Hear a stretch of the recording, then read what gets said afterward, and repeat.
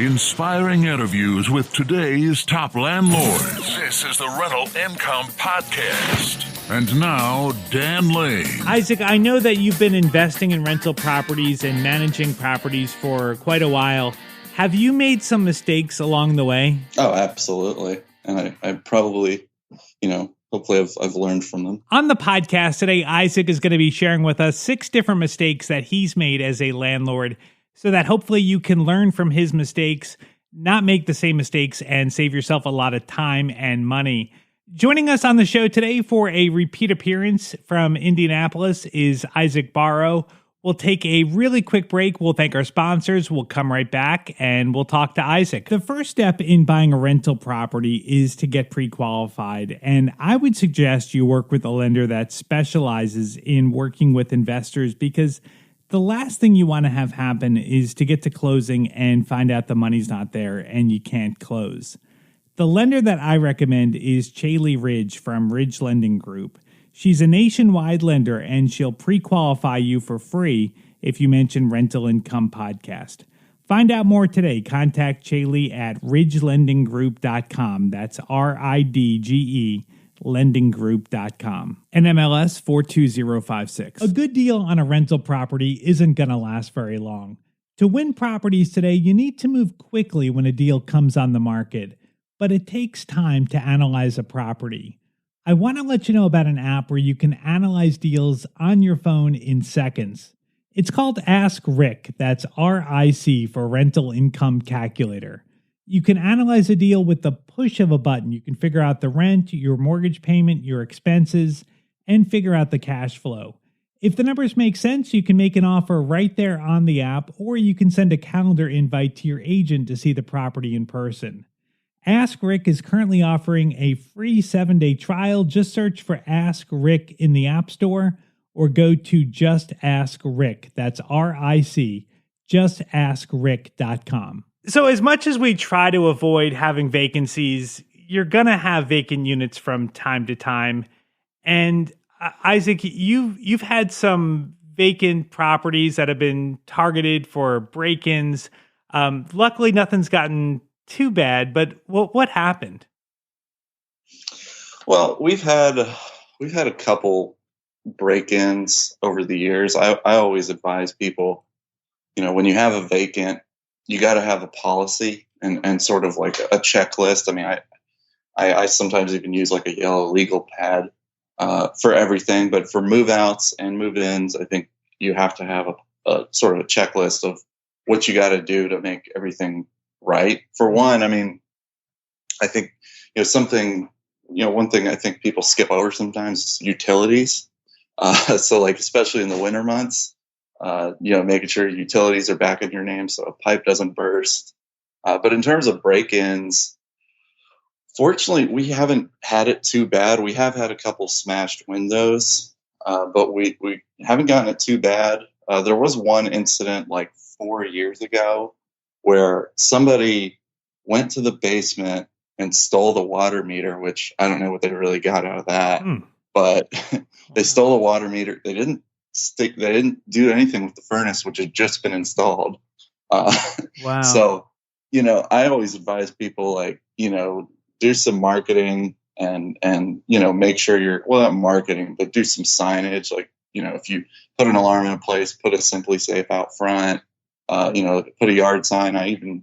Sometimes I put a sticker on the front door. If there's a garage, I put one on the garage door.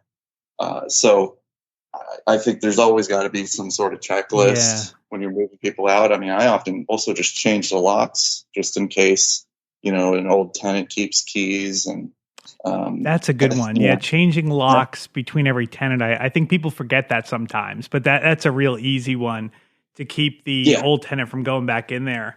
Why do you think they took the water meter and didn't try to mess with taking the furnace? Like, that just seems so bizarre. I'm still trying to figure that out. Yeah. But yeah, they stole the meter. I mean, we had the utility company replace it like the next day. Okay. So all things considered, you got lucky on that one. But yeah, like having a vacant property, it's almost like you're a target for vandalism or somebody getting in there. So you want to be careful. What about, I know you've got multiple properties. What about with the lockbox code? Like, do you ever use the same code at all times? Like, so if someone maybe has the code, they can get in? No, never. Okay, I mean, good. I always change them around, and I try not to give them out like through writing.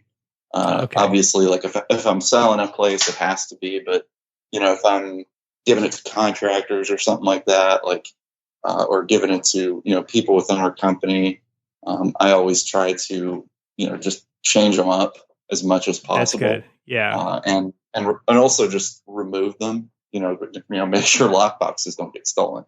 Right. So, I always try to have different codes for every house and limit exposure time as much as possible. Don't keep them up forever. Just take them down because when people see a lockbox, they're going to assume that a house is vacant. Yeah. So if you take it down like the day after a tenant moves in, or the day after you sell it, then you limit, I think, your vulnerability. Right. Or if you've got a property rented and there's no reason for someone to be going in there, take it down, right? I mean, you're just asking for trouble. What about with the outside unit, the outside, like the AC unit? Have you ever had problems with people stealing those? I've had people where it was obviously attempted, but we always put cages around the ACs, and the cages are impenetrable. I mean, you can't. I've never seen anybody have any success stealing a caged unit. Good. Okay. Now, the ones that are just like chained are a little easier for people to take, but I always try to cage them up, even regardless of how old they are. It doesn't matter. Like, just cage them up because an AC is very expensive. Sure. So, I always cage them up. All right. The second mistake that you've made is with pictures. Like just, using cell phone pictures is easy. It's so easy to take pictures today, just walking around taking your cell phone. And you used to do that, but you stopped doing that. So how are you doing pictures now? Well, I always get professional photography. I think, for listings especially, it's very important. I mean, I do some real estate, like on market brokering work. So I always get professional photography for that. It's tempting to not do it for rentals because, you're just listing a $600 rental or an $800 rental. It's tempting to just go to the house, snap some quick pictures and put it on the market. But I think it's always been worth it. Also because, if you put a rental on the market for $650 and you get some nice professional pictures, for one, they're not that expensive. But for two, you can reuse them later. Even if there's some changes in the house, like, if you paint or something like that, even then it's helpful to be able to reuse the original professional pictures you took. So I always use them like 100% of the time. And like I said, it's not even that expensive. For me, it's around $60. $60. So. Okay. Yeah. That's not too bad at all. I was thinking maybe 200, but yeah, if you can get someone for $60, like that's totally worth it. How did you find your photographer? Honestly, I think I found him because I listed a house. This was actually before I had my real estate license. I owned a house and I listed it through another agent, and I thought the photographer's work was excellent. And I just asked, like, who is this guy? Awesome. And that was pretty much it. And also for photography, we always, as a management company and also as an agent, I always pay for the photography out of my own pocket. I don't bill at all. I just let that sort of roll into whatever I get for a leasing fee or commission or whatever it may be. But like I said, I think it's always worth it. It makes the house, in my experience, get a lot more attention. Absolutely. I mean, it's ridiculous how big of a difference it is between just taking a cell phone picture and putting up a professional photographer. Photographer. All right. The third mistake that you've made in the past is letting tenants get behind on rent. So talk to me about that. What happened? Well, I think sometimes it's tempting to, accept partial payments. And this is a mistake I made when I was first starting in the business. I would take partial payments. I would let people slide on, moving in before paying their full security deposit. And of course, not every tenant is the same. So in certain cases, you are going to take partial payments, but you know that they will pay eventually. You can't, obviously you have to treat everybody fairly, but you're not going to treat everybody the same. So, Right. I guess I just was a little more lenient in the beginning because I just figured, oh, everybody will take care of it. But after going through a few years of doing rentals, you have to be a lot more disciplined in your approach as opposed to, approaching each situation and not going totally logical with it, like Right. just sort of being lenient and not being tough on tenants when Yeah. they get behind. I mean, it's tough, and I know a lot of landlords don't accept partial payments. They want the whole thing. But for Yeah, me, I've taken partial payments dozens of times. If someone gets behind, as long as they have a plan on how they're going to pay, I'm generally yeah, fine with it. So, like, do you kind of do it tenant by tenant that if you know kind of. someone is a good tenant and they're going to pay, they're going to get caught up? Will you allow Yeah, it? I mean, generally speaking, like if a tenant is, well, first of all, I try not to get to myself in the situation where a tenant is like way behind. But Mhm. like, for example, with the last year with COVID and stuff like that, there were more tenants for every landlord that were, significantly behind. Mhm. For those, in general, I try not to take partials because then you just don't have much of a leg to stand on in terms of evictions and stuff like that. But yeah, I would say I approach it on a tenant by tenant basis because if it's obvious that they're going to pay and if, maybe they have a history of, following through on payment plans, I'll be much more willing to, to take a partial. But if it's just a new tenant who's behind in the first month, Yeah. then probably not. For me, the biggest thing is always communication. Like the second that they stop communicating or they make a plan and don't follow through with it, that's when I Yeah. start getting serious about evictions. So, Yeah. but yeah, so I would say so the I guess same. what I'm taking is it's case by case. Like you want to Yeah. be careful taking partials, but you want to work with the tenant, and the goal at the end of the day, you want the tenant to be successful and to be able to pay rent. So, um, Sure. okay, so the number four mistake that you've made, and this one I think is interesting, is listing properties on Craigslist. So that hasn't worked out for you so well in the past? No, I would say the marketing for rentals has changed a little bit since I started. In the beginning, I would say Craigslist was actually a fairly reliable place to find tenants, but I think in my recent experience, Craigslist has been mostly filled with scammers and just sketchy Mm, people yeah. that situations that I just don't trust. So I've gone away from that. Yeah. I've done more on Facebook Marketplace, which I think everybody's doing now, but Facebook Marketplace is kind of a gift and a curse because you get so much attention because everybody's on Facebook, but you also, the fact that you get so much attention makes it hard to be picky because Yeah. you have to pick one tenant. You can't, if you get 90 applications, you can't pick 30. So, Right, right. only one person's allowed to move in. So I would say I'm kind of old fashioned. I like Zillow. I like Trulia. But yeah, Craigslist has not always been the best for me Yeah. just in terms of getting quality people. So if you put your ad up on Craigslist and you get 90 people messaging you, how do you Mhm. whittle that down? Do you have a system to make sure because like that can be overwhelming to look at 90 messages. How do you do Usually, that?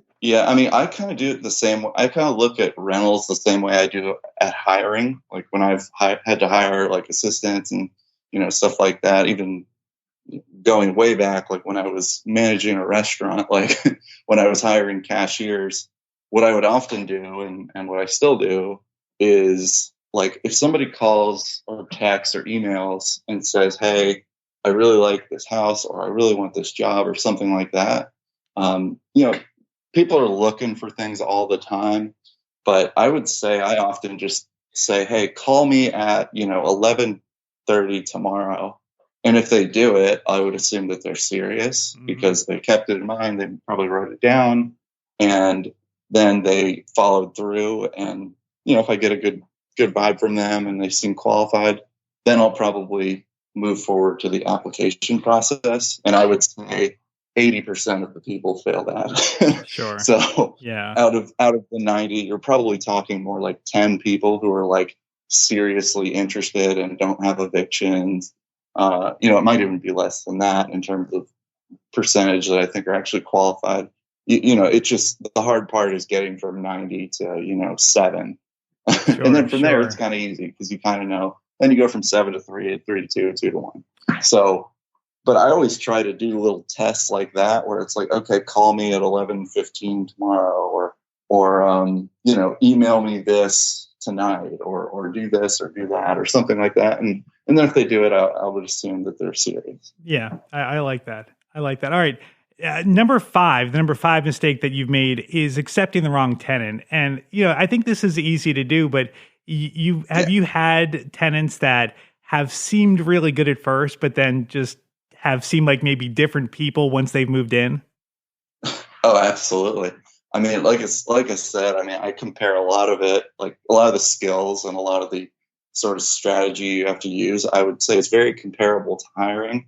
And just like when you hire people, like sometimes you interview somebody and they say all the right things and they seem so incredibly ambitious.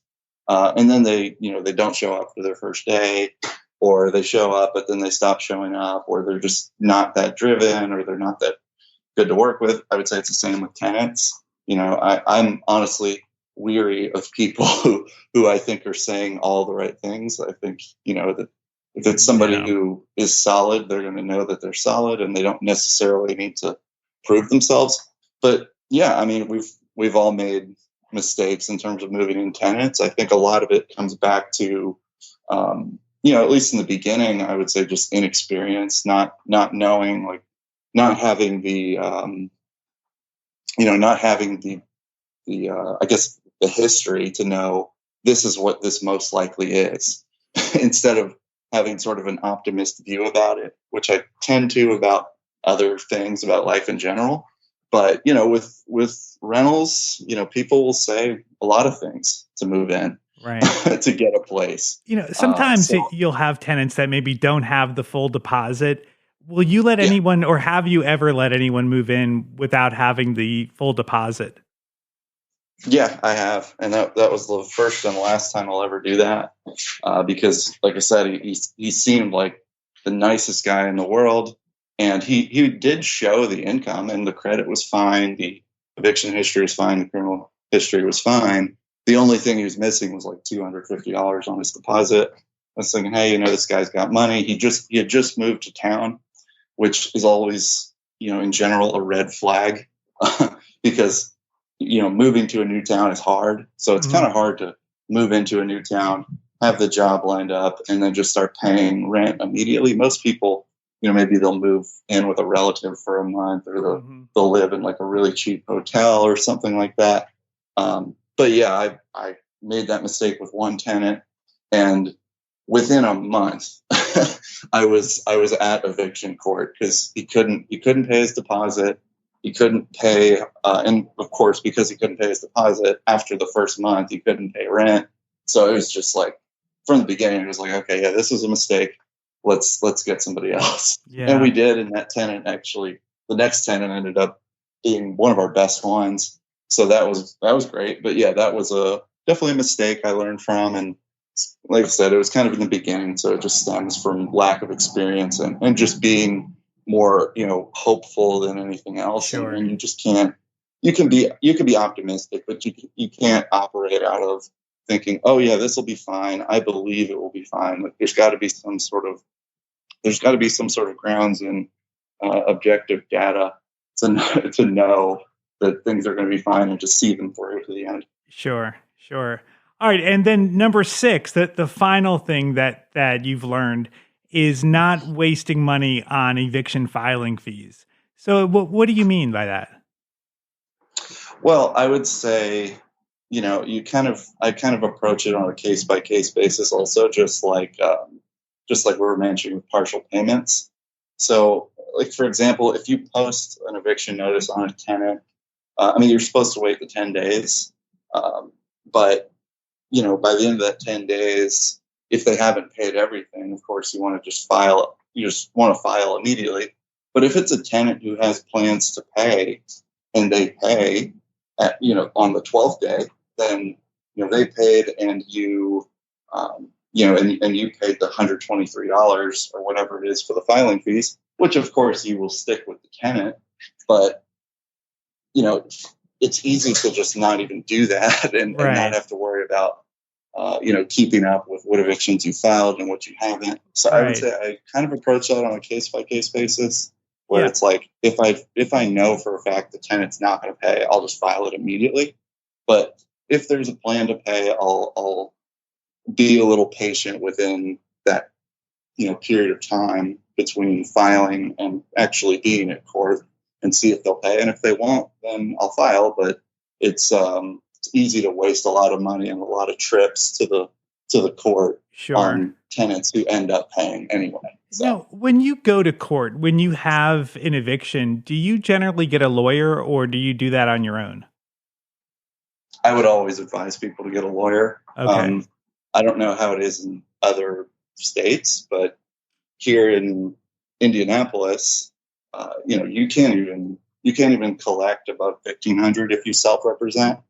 So, if you're getting damages, especially like, even if the rent owed is only $800 or $1,000, there's a good chance there's more than that in damages. Mm-hmm. And for that, you're kind of out because if you're representing yourself, you have a limit. So I would always recommend the lawyer. I didn't like doing it in the beginning just because of the money it can cost for lawyer fees and stuff like that. But I would say it's worth it because they can get you more and they know more about the law than you do. Isaac owns a property management company in Indianapolis. And if you own properties out that way and you're not happy with your current management, or if you're thinking about investing in the area and you want to talk to Isaac about the market, he would love to connect with you. I've got his contact information on the website. You can find it at rentalincomepodcast.com/episode 315. I'd like to thank today's sponsor for making this episode possible. It's Chaley Ridge from Ridge Lending Group. If you're looking to buy a rental property, whether it's your very first rental or you want to add to your portfolio, the lender that I recommend is Chaley Ridge. She's a nationwide lender and she specializes in helping investors buy rental properties. She has a ton of different loan programs and she can find something customized to you for your situation. You can find Chaley at her website. Just go to ridgelendinggroup.com. That's RIDGE.